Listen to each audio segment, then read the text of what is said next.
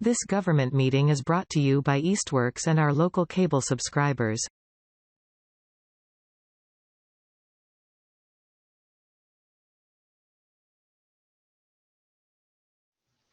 Okay.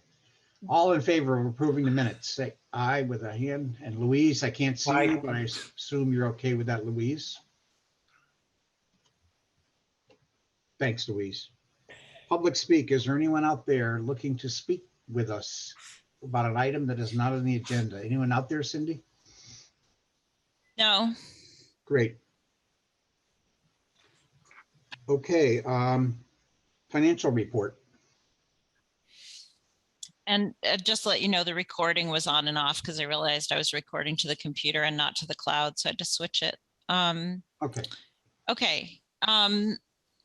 So the financial report is mainly about FY23, not FY22. So that's primarily what we've been working on. But I can tell you for FY23, I'm working closely with the auditor to make sure that we're spending where we should be spending, to spend up to what was budgeted, and make sure that we don't have to, quote, spend down, towards the end of the year, as I mentioned, due to transitions between staffing. I learned that our budget actually has almost nothing for expenses other than staffing in terms of city appropriations, and that there are some things on our budget that could come out of building operations or IT. And so very kindly, for the seniors of Easthampton, the city's working with us to figure out, for example, can someone else pay for a copier? Can someone else pay for certain building maintenance items, since we have nothing for postage or paper or any kind of supplies or equipment other than a bare minimum? And typically we have to ask the friends for money or use donations unless we have some money in the formula grant, but typically we don't, that we could spend on supplies and equipment.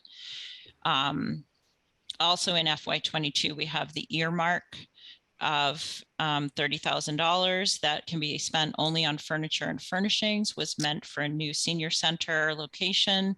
I'm getting the information about how we can spend that, whether we have to go out to bid, what we can buy, and working on that project. And so that needs to really ramp up since the end of the fiscal year is almost here. And then I think later in this meeting, we're going to talk about FY23. So that's it for FY22. Tom, over to you. Great. So everything's looking good with a couple of months, April, May, June, 3 months to go in the fiscal year. So thank you, Cindy. Yes. Before I forget, for the minutes, Louise, I want to list Chuck Connor as an excused absence. He did call in. So it wasn't like he just blew us off. He called in and had a last minute business appointment that he couldn't get out of. Highland Valley, Patrick, any meetings, anything going on in Highland Valley? Everything's cool? Everything is moving along. I'll just leave it at that. Everyone is moving along with how things have been opening up, and everyone around the area is generally pushing to get things back up and running. So great, thanks, Pat. Director's report. I'm not sure if you have anything other than the new and old business, Cindy, but if so, go for it. Mm-hmm. Okay. So under new business, I'm just organizing my thoughts. We're going to talk about the budget. So two things. One is we met with Crystal and the outreach workers, and we talked about what is the definition of outreach work as opposed to generally social services and our other services and programs. What are we doing? And so just sort of a little evaluative check-in, and that was great, Crystal, because now the outreach workers are kind of fired up. They're going to start doing monthly outreach presentations to the public are invited to come in. They're going to talk about fuel assistance. They're going to talk about SNAP. And they're going to keep educating themselves about what's going on with different benefits. I'd like to get them supported to the point where they can sort of do a benefits checkup on somebody. So say somebody is being discharged from rehab and going home, or there's just some other intersection point in their lives where maybe a benefits checkup would be a good idea.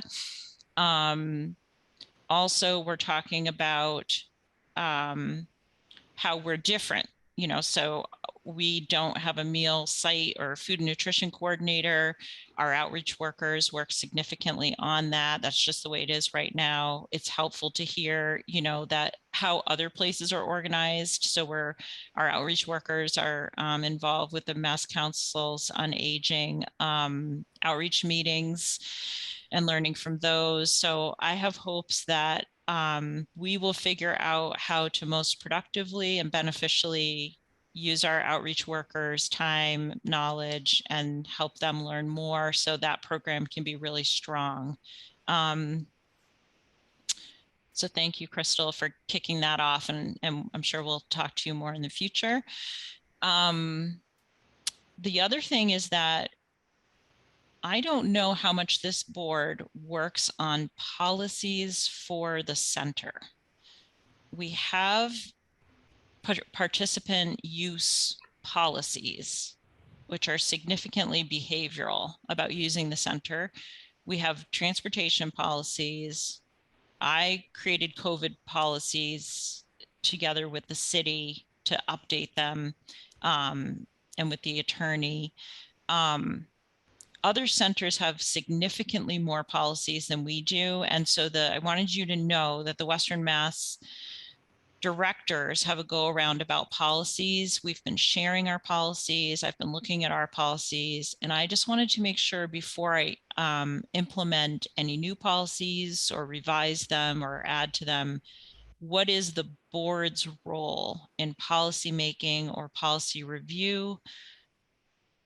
Maybe what role would you like to have? Should there be a policy committee? Because some boards, so the way some senior centers work is the boards have to be involved in policy creation. So we could put that as this is the director's report. So we're not going to get into that right now. I'm just saying, if you'd like to have an agenda item about that, we could do that. We could make a little committee, or I could, before a meeting, send you our current policies and show you where I have questions or where I'm dealing with issues, because I deal with policy issues on a daily basis. And invariably, I have to learn something, run something by somebody in our regular operations. So those are two things that we've been working on quite a bit. We work on a lot of things, but I just wanted to call your attention to those two things. Cindy, I can just, again, without digging into it, I can just give you a little bit of historical from my experience on the board, is that the director would typically find or discover a need for a policy, put that policy language together, because obviously a volunteer board doesn't always know the nuances of do's and don'ts and what you can or can't do in a policy. And the director would typically bring that back to the board. I guess I would say for approval, but technically, I don't know if you need that, but they typically would, for the sake of buy-in, to make sure the board bought into that policy. And secondly, to make sure that the board wasn't blindsided by a new policy. So if the policy went into effect and the board wasn't aware of it, and all of a sudden, COA folks start calling board members and we're like, what policy? What are you talking about? So it was basically an informative process, and I'm not aware of any situation where we might have tweaked something here or there when it was presented, but I'm not aware of any situation where a policy recommended by the director was not approved. So that's been my experience with it. On the other hand, there's been some actions that the directors had to take I hate to say on an emergency basis, but something might have happened with transportation, an unruly person, whatever, and the director had to step in and say, look, from now on, we're going to do this way, and then sort of come back and bring it to the board afterwards, because there might be something that can't wait for the next meeting to be implemented. Mhm. So that's sort of the background that I'm aware of, but we can definitely put it on an agenda item for another meeting to discuss it further. And some things, Tom and everyone, might be part of city ordinances or city laws or city regulations. For example, we're going through a process where the ADA rules are being assessed throughout each building, and something could come out of that shows where we're not up to speed on ADA, and it could relate to a policy. And so then, we might find out we're not in compliance with something. For example, if you look at the handicap spots in our parking lot, they have no access lane next to the spot, and they're the worst, almost the worst spots in the whole lot in terms of the footing. And so, something like that, or something like service animals, we haven't been implementing that correctly. And so I've been learning as I go, and we didn't even have a policy about it. But it could be that I could write up a policy, but then find out actually it just would tie into something that's already a policy within the city. So it could be that a committee would be helpful with maybe one person on it from the board, me, maybe an appropriate staff person, maybe a participant of the center. I'm not sure though, because we also have to work quickly a lot of the time because I just find that we don't have enough policies for each aspect. But as long as the public is patient, like I could say something one day, get more information, and the very next day I have to tell somebody it's the completely opposite story because I just learned. Yeah, and I'm assuming, Cindy, that some of those policies, as you said, might tie in with city ordinances or what have you, or there might be some that need legal review. Yes. Like ADA, we don't know all the nuances of ADA, but if you were going to institute a policy that says, if there's a group meeting in the center, you need to raise your hand before you go to the bathroom. I think that's a simple policy somebody could implement. It doesn't sound like there's a legal issue to that. Something about process, if you will, or conducting yourself within the center. If there are policies necessary for that, those seem pretty simple. But as you said, if you get into things like ADA or what have you, they might need city or legal review. So yeah, we can definitely, put that on the agenda, Cindy, and we can talk about, we've got another month for someone to think about if they'd like to serve on that committee. I think that's a great idea with you and a staff member, and at least one board member. I think that would be great. Stan. In addition to sitting on this board, I'm also a member of the Easthampton Commission on Disability, and I will volunteer if wanted to be part of this committee and help coordinate between the two organizations. Thanks, Dan. I think with that statement, if you hadn't said the last part, I was going to volunteer you, but we can definitely look into that. If Cindy decides to put that together, Cindy, we do have a board volunteer. And also just for the board to keep in mind to review with yourself, what are you doing for the board already? Do you have a big role? Are you an officer? Are you on a special committee? Are you not involved in anything in particular and you'd like to be? I want to make sure the responsibilities are evenly distributed as possible so that people don't get burned out. Yep. Makes sense. Thank you. Okay. Under old business, before, I think Cindy will talk about maybe membership update and recruitment, but let me dive into the other issue about board attendance. I just want to read to you quickly the paragraph that's in our bylaws. And thank you, Cindy, for sending me the bylaws. I'm just not so sure those were the latest ones. I'll take a look while you're talking. Yeah, I could have sworn we had some that had Brendan on there, not Linda as director. Okay. Joe's shaking his head yes. I think Joe might have a copy of them too. But anyway, I'm pretty confident that this paragraph did not change as we updated the like every 2 or 3 years we take a quick look at the bylaws just to make sure they're still pertinent and nothing needs to be added or changed. But the paragraph on attendance says regular attendance is expected of all members in the event of absence of any member for 3 consecutive meetings, except for reasons of health or extenuating circumstances, as duly reported to the chair in advance of a council meeting, the council may request resignation of that member.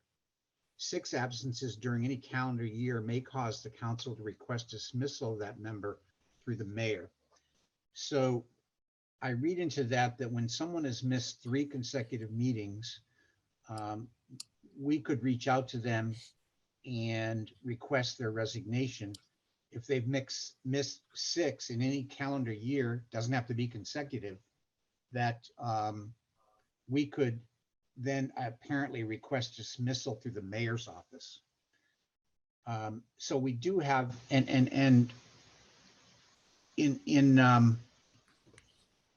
sorry, I was starting to look at what Cindy had shared. Yeah, this is 2019, sorry. Perfect, so that's a newer one. So and I think Cindy, you just emailed that to me? Yeah. Good, so I'll get that out to all board members. I'll get that out to everyone after the meeting here. But anyway, in addition to what's written in black and white here, obviously it would behoove us to reach out to members if all of a sudden a member's not here for 2 or 3 meetings, potentially have some outreach in advance of just saying, we're requesting your resignation. So I will tell you, in the case of Pat Wojcik, who has missed not only 3 meetings, but a significant number of meetings. And we did have that outreach. Joe was kind enough to reach out to her. She mentioned a reason or two why she might have been missing a meeting. She mentioned having issues with Zoom, but early on when we had Zoom, she had no issues with Zoom. She was attending the meetings regularly. But when she had those issues that she felt caused her to miss a meeting, she did not make any attempt to reach out to anyone to explain, hey, sorry, I can't make the next meeting, or sorry, I have a health issue that's going to keep me away for a little bit. And again, we have reached out to her. Thank you, Joe, for doing that. So we're at the point where I believe we should request her resignation. And I am more than willing, if the board is in agreement, I am more than willing to send her an email with that request. How does that sit with the rest of the board members? I see Stan's head shaking. I see Joe's thumb up. I see Chris. Okay, great. I will today send out an email to Pat requesting her resignation. I guess the only other piece that I don't have my arms around is how many meetings she actually missed in a calendar year. This is March, our 3rd meeting, so she's missed 3 consecutive. I'm pretty certain she hasn't made 2 or 3 at the tail end of last year, but we've passed over a new calendar year. Maybe when we review bylaws, it almost ought to say fiscal year, seeing we operate under a fiscal year, which would be July 1 to June 30. And that would cover that calendar year issue, if you will. So that's something we can look at going forward. Louise, you had your hand up? Yeah, because this kind of brings up, we did not two things. First, we did not have a roll call again, which I'm going back and forth with the little boxes put on Zoom. I mean, it's difficult on Zoom, which is why I can tell you Pat was not here for 5 meetings. I suspect 6 from when I started, but I'm not sure. And that's, if that's spanning 2 calendar fiscal years, we've got a problem here. I would, if we redo the bylaws, I'd just say 6 out of any 12 or something, because this is someone who has not been in touch with anyone. You know, apologies are traditionally different if somebody's in touch and they've got any circumstances, but we haven't heard from her in like forever. So that's the first thing. And the second thing is, we're mostly advisory, but this is, could we have a roll call vote for this? Sure. Because we're kind of taking action that without like looking at bylaws, which I haven't seen, it might be pertinent. And while you're right, she may not have hit the trigger, if you will, of 6 absences during a calendar year, but she definitely hit the trigger of 3 consecutive. And that's why I'm going to go that route rather than requesting the mayor to dismiss her. I'm going to ask her for her resignation, which I think is an easier way to go. Joe, you had your hand up next. Let me just say that before I, got back to you and emailed Pat and everything, I went back and looked at our records where we had indications of if people attended or didn't attend. And in addition to that, I also, for meetings where Pat attended, I went back and looked at the tapes from the Easthampton media of the meetings to see exactly where she did attend. And I mean, she was there. So, you have to give her credit for attending the meeting, but in terms of contributing to the meeting, her contributions were on the thin side, to be generous. The other thing is, I learned quite by accident that apparently Pat, her 3-year term, was about a month or 2 behind mine. And so within the course of 3 years, at the first year, she did attend a number of meetings and when we were meeting in person, but after that, it basically fell off for the second and third years. And I think, Joe, the other thing you pointed out, which was kind of confusing, is her term was just up in December and she applied to be reappointed. Right. Which is a little strange. And when I first contacted her, I thought it was right after a meeting and I thought, maybe, an hour or a couple hours would go by before she got back to me, but she got back to me within 5 minutes of me hitting that send button. So she was monitoring her email at least. But I mean, I thought she would, sort of, there was no mea culpa. It was just, a bunch of reasons why she wasn't attending. And anyway. Stan, you had your hand up. Yeah, I was just curious if this particular bylaw has ever been enforced in the past on this board, with this board. Good question, Stan. I don't recall the board asking for someone's resignation. I do recall people resigning voluntarily when they knew that they were going to miss meetings for either they're going to winter in Florida or something like that. They volunteered. We actually had an occasion where we made an exception and allowed a person to stay on, even though they were going to miss 4 meetings in a row because they were going to be in Florida. They were a very active member in the months that they were here, very involved in not only in the senior center, but involved on the board level. It was a member we hated to lose, so we made that exception. And until it got to a point in time where it just, it was the right time to part, but that person voluntarily resigned. So this may be a first, but I think as Joe pointed out, Pat unfortunately doesn't seem to, she doesn't seem too upset about not attending meetings. Let me put it that way, to be fair. Louise? I was just going to say, if she has applied, I mean, she obviously wants to, but she's applied to be for another term. Can we talk to either the mayor's office or then Lindsay on appointments committee and just say, we've got this problem here?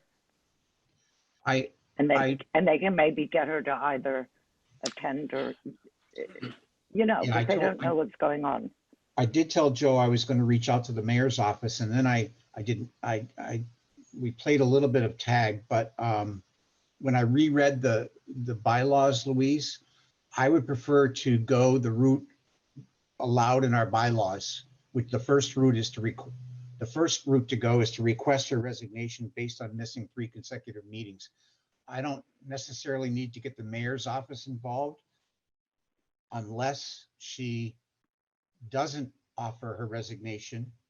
And then we need to wait until she misses 6 consecutive meetings, apparently. And, I'm sorry, misses 6 meetings during the calendar year, and we request her dismissal, not a So basically this is, do you want to resign or get fired? is the 2 options that are laid out in the bylaws. Mm-hmm. And I would like to go, if she's looking to save some face, let's give her the opportunity to resign, because the route of going to the mayor, Louise, is getting her fired, if you will.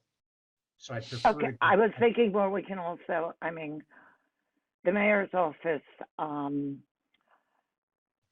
sometimes processes these things and sometimes takes months and months, and I'm not sure what's going on there.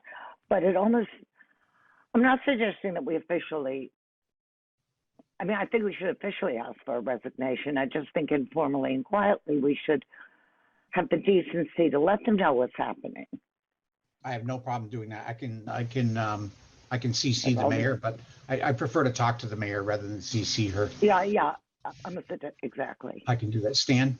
Mm-hmm. Yeah, I agree that, you know, perhaps a warning is appropriate, but perhaps whatever we do send her in terms of asking for a resignation, we should also include in that memo that asking her to pull her application for reassignment. That's already happened, Stan. Oh, okay. She submitted it in December, and I believe whenever those appointments, Joe, I don't recall, it happened in January. I believe you were reappointed for another 3-year term. So that did happen, Stan. That's past tense. She did get reinstated. Okay. So just to not drag this on any longer, I will send that email. I'll ask for a vote of the board, consensus, if you will, and we'll do a roll call for that. I'm going to go by the way the pictures are up. So Stan? Aye. And Tom is in favor. Pat? Aye. Joe? Aye.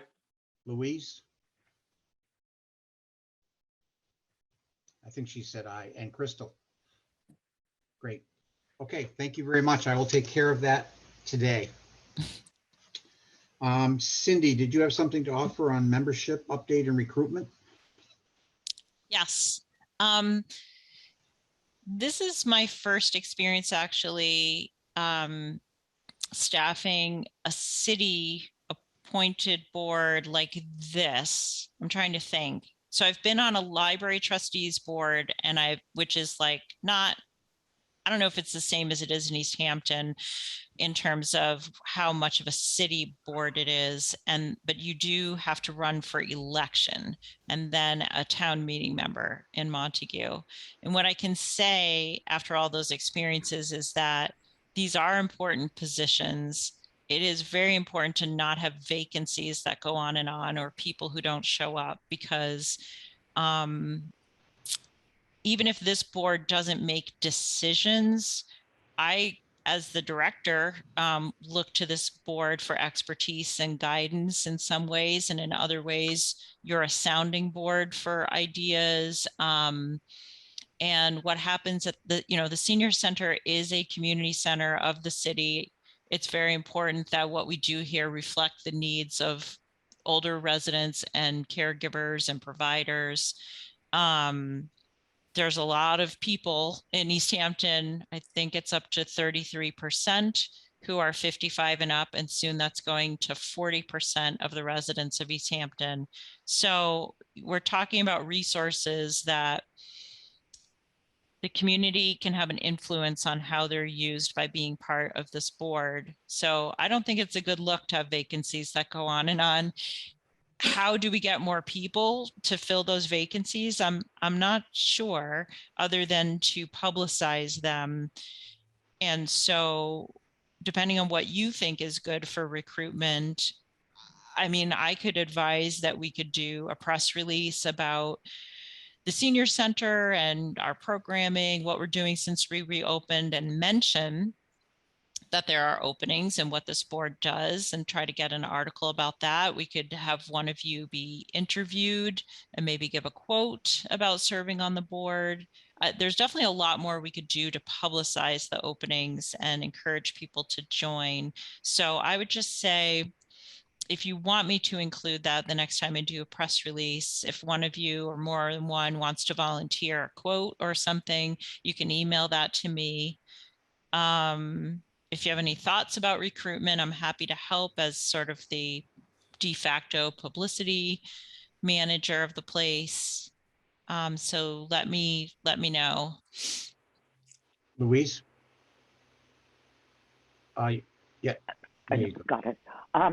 Just one brief thing, Cindy. I think the fact that this board meets during the day instead of in the evening is a considerable restriction. It's obviously got a history. I'm still relatively new. I'm not challenging that. I'm just making the comment. Okay. That I know it is. And just to clarify, at this moment, we have 2 vacancies. So we're a board of 9, and I believe there are 7 of us right now. So I have 2 people who are interested. They're both residents of Easthampton. One has a parent that is a senior in the community, and she's interested in learning more about the senior center. She works at People's Bank in Holyoke, and she does a lot of customer service with senior clients, so she knows the need is out there. And then the other is my life enrichment director. His name is Marcos Mercado. He lives in Easthampton as well. He has a bachelor's in political science and activities. So he's been working for us at Christopher Heights for about 4 years, and he's lived in Easthampton for 3 years. So they're both interested in applying, and I was gonna contact them and send them the link for the application if you believe that they would be appropriate. I told them I would bring it up at today's meeting. Yeah, thanks for that, Crystal. Cindy, back on your point about a press release, my only concern about that is if we threw out a blanket request, you sometimes can't control who might want to apply to be on the board for what reason. I think I said that about as tactfully as I could. Where we've typically seen new members come from referrals from existing members. And sometimes that's the best source, because if these 2 people that Crystal just mentioned turned out to be lousy board members, we can blame Crystal. So, I mean, obviously someone isn't willing to recommend someone unless they know the caliber of person they're bringing forward. So I think that says a heck of a lot and about the person that you're going to recommend, if you're willing to recommend. Stan, you had your hand up. I'm not sure if it's, the difference between the city and a private board, but with the board at Easthampton Media, we have in our bylaws that new prospective board members must attend 3 board meetings, after which the board will vote on whether to allow them to add them to the official board. I don't know if that's doable on the city board, but that might, if we modified our bylaws, or if that was in the bylaws, it might be a little bit easier for us to control who comes on the board. Yeah, for good or bad, Stan, the way it works with the city board is we really don't have any control. They are mayoral appointments. So Okay. anyone could present themselves to the mayor, requesting to be on any board. And then the mayor refers that request to the city council, which then goes to the ordinance, I'm sorry, the appointments committee on city council. They review the person, and then that person is brought forward and recommended if they pass muster in all those cases. So we technically could not prevent someone from being on this board, I think is the way I want to say that. Louise? Okay, thank you. Okay, we could, first of all, we could prevent somebody or have a jolly good try, but that would be a question of attending council meetings. I've observed a couple of attempts for various reasons over the past year. It's probably a little bit nicer to talk, to try to raise those things, like maybe turn up at appointments committee or something, rather than making a public spectacle of it. But that would be the way to go. And the second comment is, I know just from watching things that the mayor's office and I've seen things, the mayor's office and the council are kind of on a roll to broaden the representation on city committees, rather than having people recommend other people that they think would be good. There's a feeling that they're not broad enough, that they don't reach out into the community enough. And I just kind of wanted to throw that comment out there, that that's diversity, inclusion, all that is also something we should be aware of. So let me just clarify my statement. We can't prevent someone from applying to the mayor's office. Obviously, they have to go through a process that is out of our control, other than we could show up at a meeting and object to that appointment. However, we would have to object to that appointment, I would think, for some very good reasons. So we can't prevent someone from applying. Pat? I think what you meant, Tom, is that we've had positions open for 2 years and we still don't have people in those positions. So generally, you're getting folks that know somebody on this board one way or another. I think leaving it open to, obviously, we want a more diverse, more, whatever the word may be, that group of folks applying, anybody applying. The only, excuse me.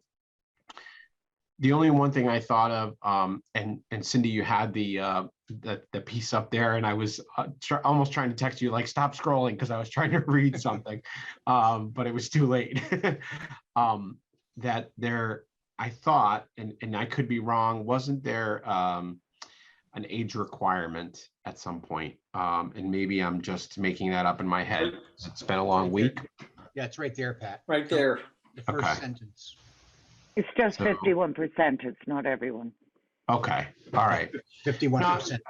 And the reason I thought about that was maybe maybe opening it up to a wider range of age range, but it doesn't seem like that's an issue at all. So forget everything I just said.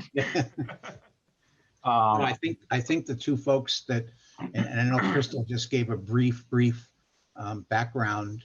Those two folks sounded like they're fairly well connected to the senior population in a couple of different ways, which brings some variety. I know I can speak with my 45 years in banking, as you might imagine. Pat probably sees it in his business. The majority of the people that walk through the door that you deal with day in and day out are seniors, and they bring a wide variety of issues to the table. So I'm assuming that the person from People's Bank has a great connection with seniors and understanding, if you will. It would be okay, as Crystal did before she joined. It would be fine to ask them to sit in on a meeting if they'd like to before they applied, if they wanted to get a feel for, back to Stan's point, if they want to get a feel for what goes on at our meetings, they could definitely sit in on a meeting. in advance of their application. But that's not something we could actually require, if you will, but it's not a bad idea. I know Crystal sat in on a couple of meetings, I think, before she actually applied. Found out we weren't all strange people, just maybe Pat or Chuck, but Cindy. Yeah. As to how accessible is the meeting in terms of timing, one thing we could consider. Now, obviously, we don't want the meeting to be when it's dark because that precludes a lot of older people from driving to the meeting if the meeting is in person. But we could do something where we have it maybe like half the year it's during the day and half the year it's at night. I don't know how other boards handle it. I've been part of community organizing and city government, forever. And I know that no time is perfect. No day is perfect. So if this has been working for this current board, I would urge us to not change it anytime soon, but to think about ways that, to find out, can we vary the time? Can we change seasonally? Can we alternate? That could get confusing for people, but if something is working, then I'd be loath to change it because I so value that most of you show up every time. We could, most employers will allow employees to volunteer during their workday.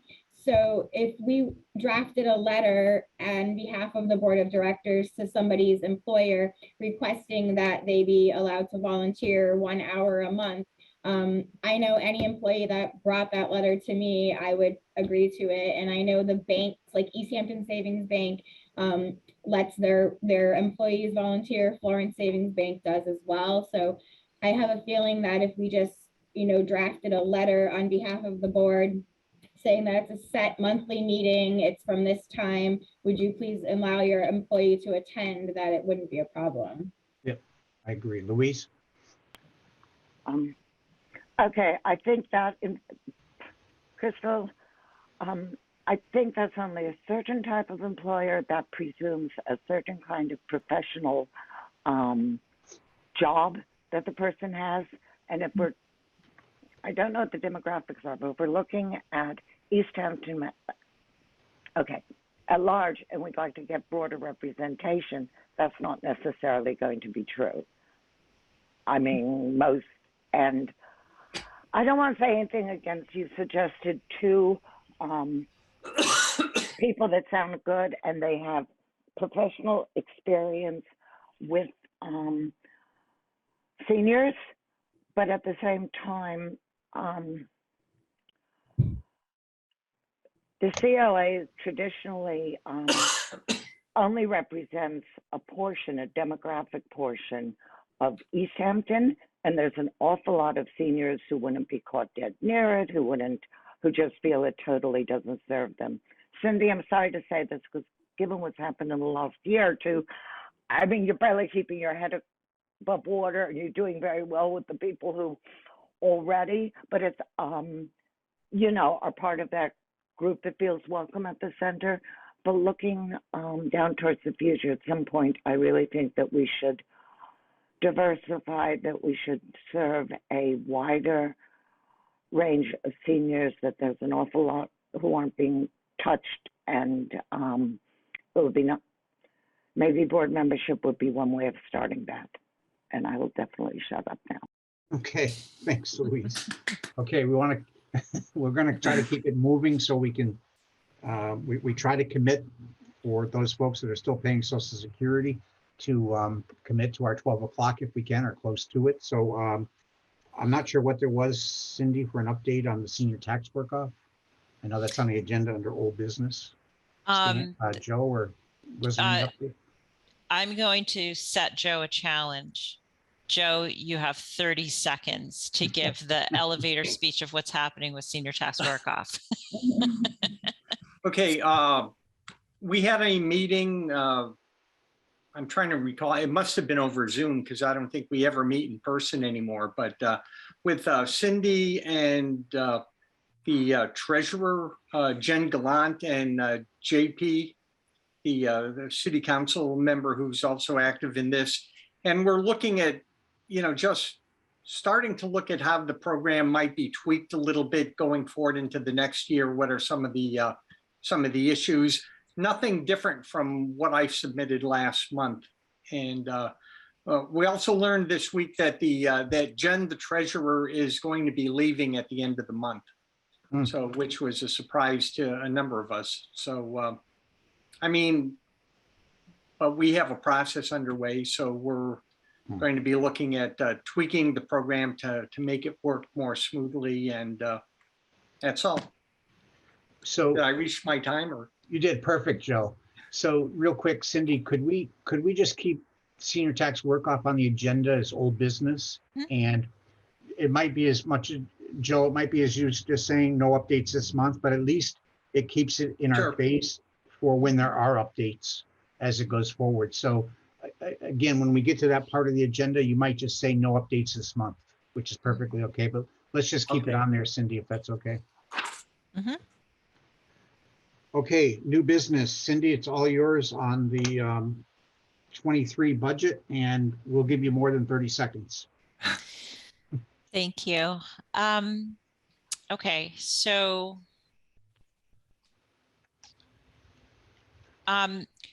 it's not set in stone yet. So I think April, I would have something to pass out. So there's nothing to pass out right now. I brought options to the meeting with the mayor and the fiscal people, the treasurer and the auditor. And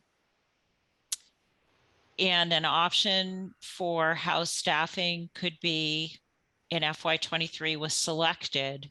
But so what I give you is not at all final, I think. Or maybe it is. I don't know. Let's say, I don't know if this is final. So what we're talking about is, this is how the staff would look. Continuing with the director at 0.88, which is what I am now, 35 hours a week. Continuing with the outreach worker who is full-time at 0.88. Continuing with the outreach assistant, who's basically the same as the regular outreach worker, who's 0.45. And the receptionist, who is just under 20 hours a week, the morning receptionist and / dispatcher. So where the changes would be, the activity coordinator, who is currently 0.5 or 20 hours a week and is a grade B, which is second up from the bottom. I'm restructuring that position, and that was approved by the mayor. I'm working with personnel to do that, to be a manager level, who would, as opposed to assisting me in developing programs, would be a manager of group activities. I say group to distinguish from one-to-one services like transportation or outreach. And this position would be 30 hours, so 0.75. And that's 2 grades up, grade D. And there's good reasons for doing that, which I could go over more in depth if, once this is something that can be handed out, then, and so the job description is still being worked on for that, and I'll be able to share that. But the way it would serve the residents of Easthampton better is that we'll have somebody who has more than 20, right now that 20-hour person is running many activities directly, as well as coordinating and developing the activities that we have instructors or volunteers teaching, and is doing the newsletter, social media, and helping to distribute meals, sometimes substituting at reception. This person's doing a lot in 20 hours and is operating at a much higher level than a grade B assistant level position. So from day one, this person has been managing and independently working and developing. So that's that position. That would be a restructure. And then there's, so then there are other positions, office aides, other activity positions that are, have not been hired for, you know, which have been vacant and are just hanging out there on the side.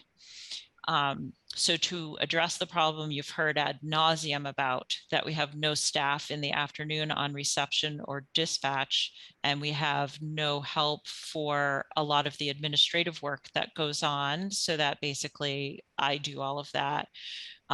So to help us out, we put in for a principal clerk, which I think is something that was here years ago, because I've seen it mentioned.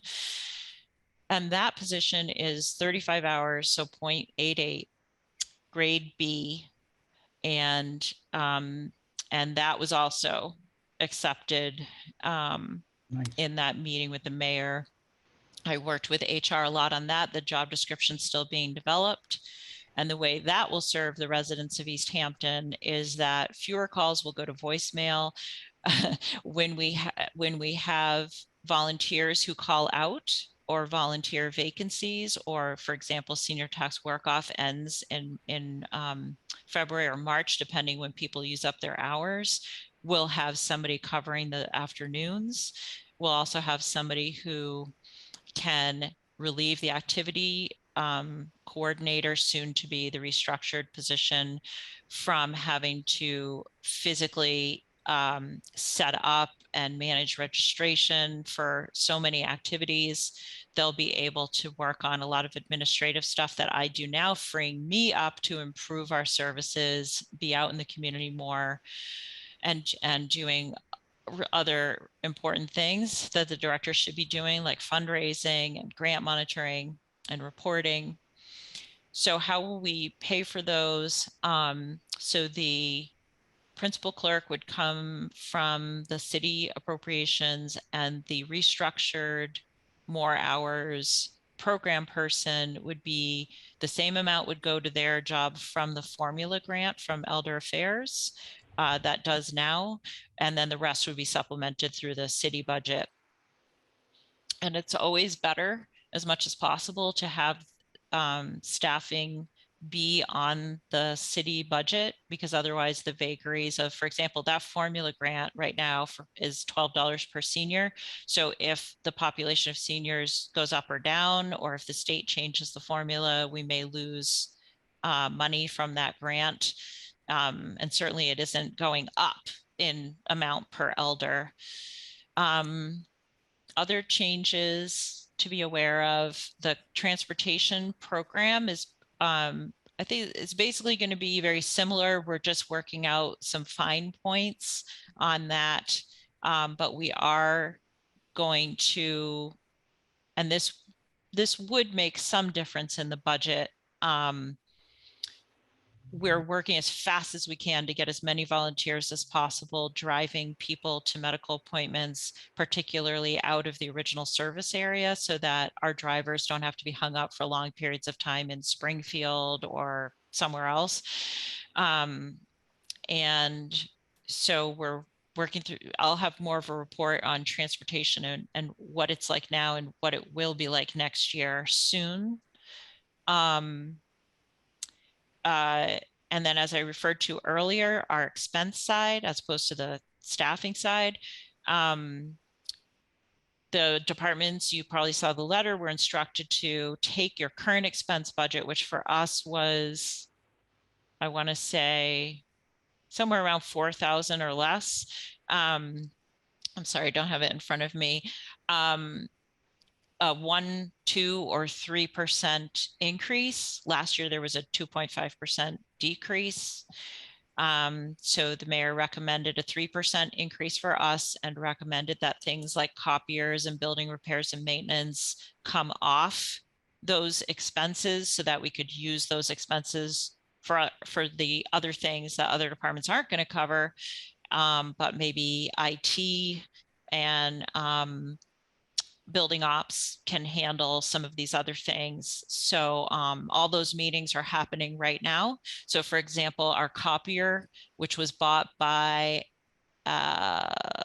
maybe the Friends, I can't remember, where we've been paying for that out of city appropriations every year, and the lease is almost up, and IT is helping us with negotiations to buy a copier to save money over the long haul.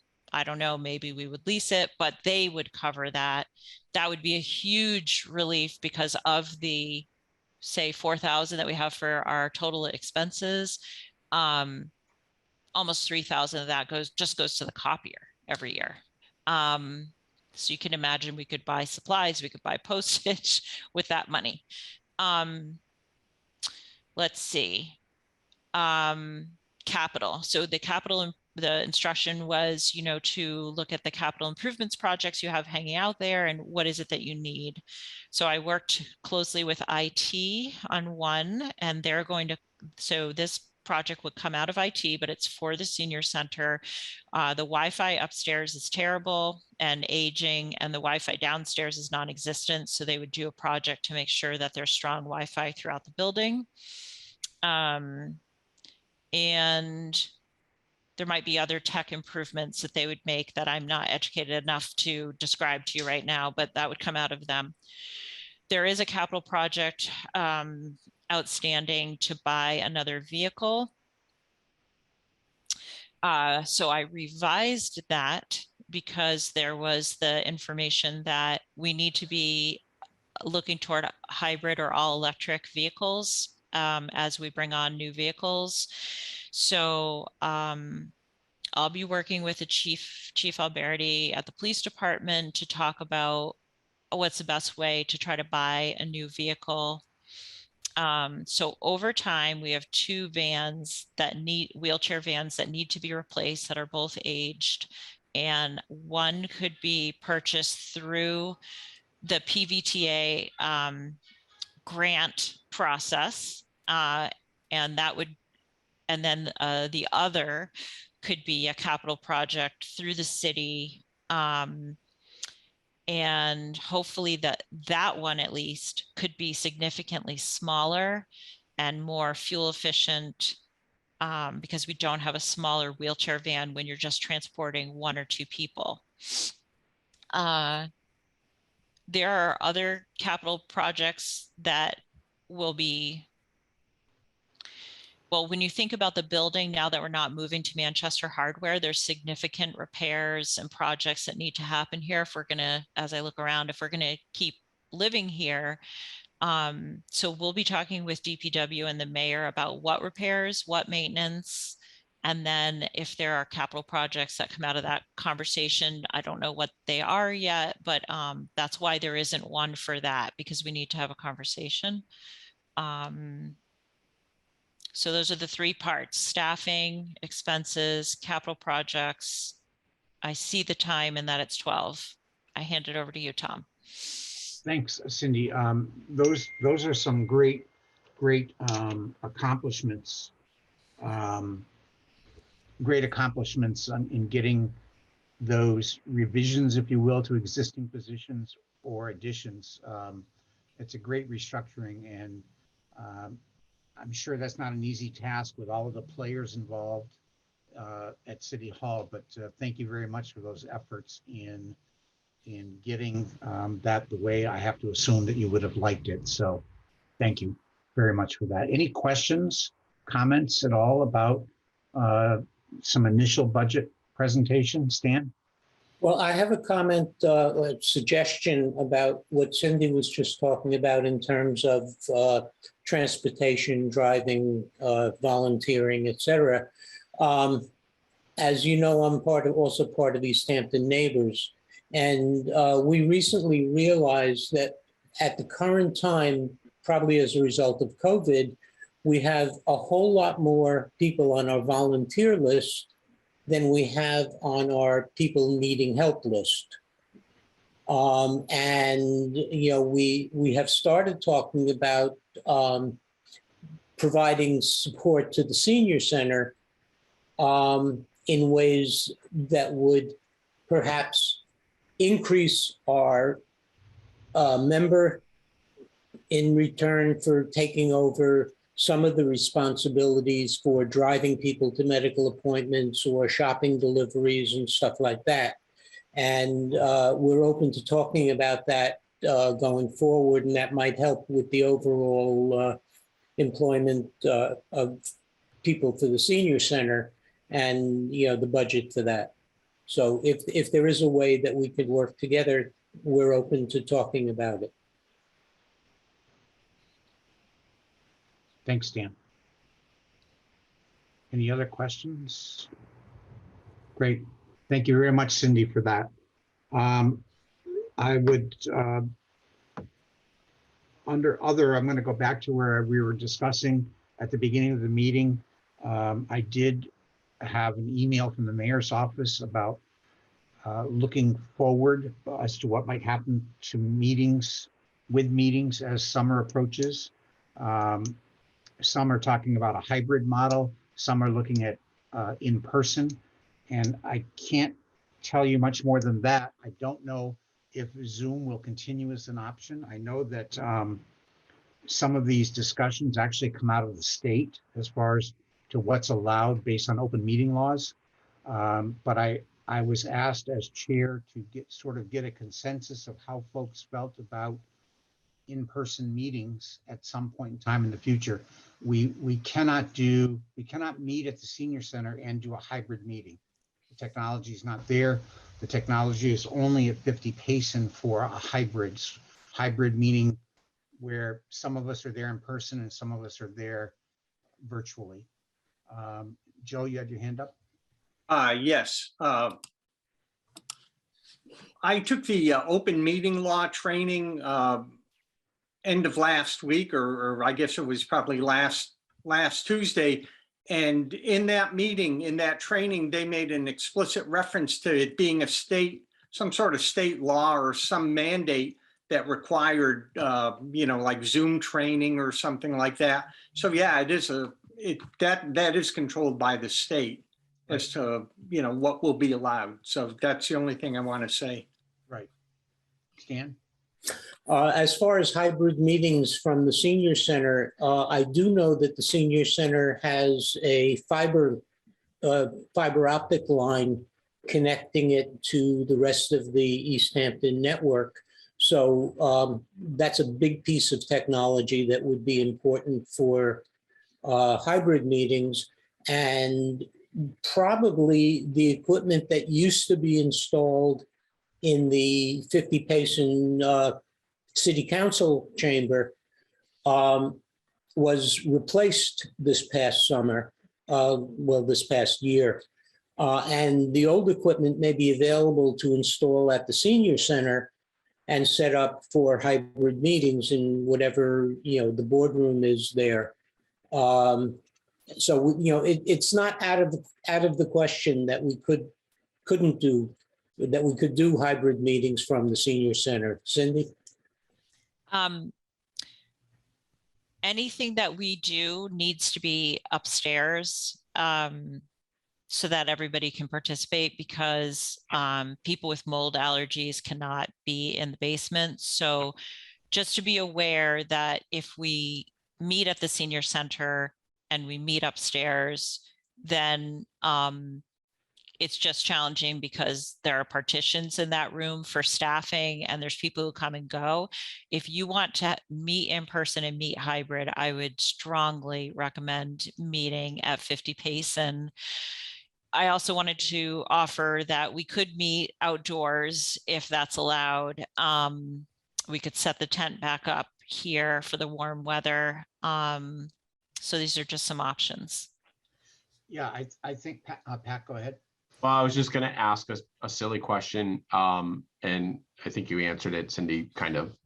Do we have to meet at the senior center? If we get in over I mean, it makes sense because then we're there. We can, I like the idea of meeting there for the handful of times I got to meet there before, before this all started, because it gives you a chance to walk around and kind of see what's what. But if, you know, if we have folks that would be more interested in continuing with the hybrid model, maybe it's worth exploring moving the meetings over to 50 Payson Ave if that's what we need to do. It's just I'm just throwing it out there. I don't have an issue with it. I mean, frankly, I'm comfortable either way. I have a personal reason for waiting another month or two before we have in-person meetings, but that's my thing. But in general, I think we're going to eventually get to the spot where we're going to be doing more in-person meetings. One thing I mentioned at another meeting, and I think there is a lot more engagement in general, maybe not necessarily in our meetings, but in a lot of other city meetings, there's a lot more engagement than there ever has been with the ability to do this hybrid or logging in things. I would be willing to bet if we switch to all back to in-person meetings, we'll go back to, I've been to more than a lot of meetings with city council or even subcommittee meetings where there's nobody in the room except for those folks doing it. I think the hybrid option, you know, is better for city engagement or for resident engagement, if you ask me. Yeah, I think, Pat, the fact that the majority of us have to get in the car to drive to a meeting anyway, you know, I could actually argue that 50 Payson is more convenient because I've got a nice place to park and walk into the building. A little tougher sometimes, although selfishly, years ago, I with Pat could walk over from work to the senior center. Yeah, same. But you're absolutely right. There's no reason why it couldn't be moved. And I've got to believe there aren't a ton of meetings going on during the day. So that conference room, once we get locked in, would be totally available. I will share with you, as Pat knows, I reached out to the school building committee about this same issue, and overwhelmingly, the consensus came back for hybrid meetings. So those that can meet would meet at 50 Payson, those that can't could dial in. So if it's okay, Stan, go ahead.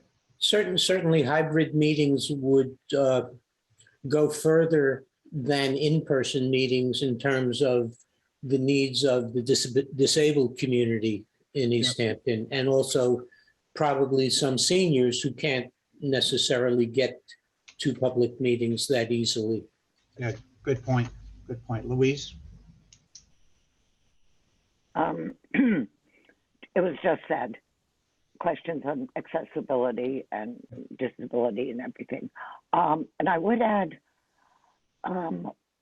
a counselor, just I heard this story a week ago, has started being stopped on the street by people who, because the city council has been on Zoom for 2 years now, recognize him and never would have before. So I know we haven't seen it, but it really does make a difference in public participation. No, great point. Cindy? And just one last thing I would say, if somebody would like to join the board and they don't have internet access, what they could do is borrow internet access from the library. You get it for a certain period of time, so you could take it out for the week that you have this board meeting.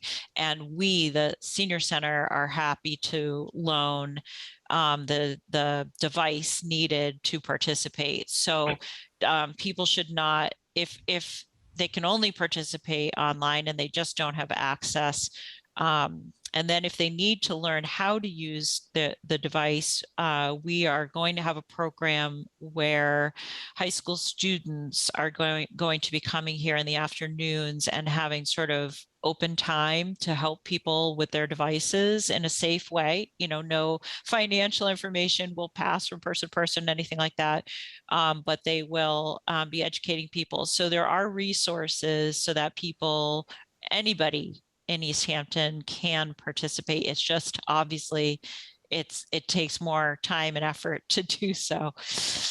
That's great. So if it's okay, we don't need a Stan. That's okay. I just wanted to say, in terms of resources and high school students, there is a national organization called Cyber Seniors, which provides one-on-one or group meetings to help seniors learn how to use various technologies. And it's free to the end user. We could, promote that as well to our members. Thanks, Dan. So we don't need a vote on this, but if it's sort of a general consensus, I will respond to the mayor's office that the COA board is in favor of a hybrid model, with the caveat that we would then need space at 50 Payson on the third Tuesday of the month at 11 a.m. Stan? Would you want me to talk to Easthampton Media about setting up for a hybrid meeting, whether they could equip a room at the senior center for hybrid meeting? The only reason I wouldn't do that, Stan, is that if we have to meet on the first floor, there's not really a place there that's conducive for us to meet in any type of privacy. Even if we were to cram into one of those cubicles or offices, I mean, we'd have to meet in the general area, okay. And there could be an issue with privacy. Where at least at 50 Payson, we can close the doors. That makes sense, Cindy?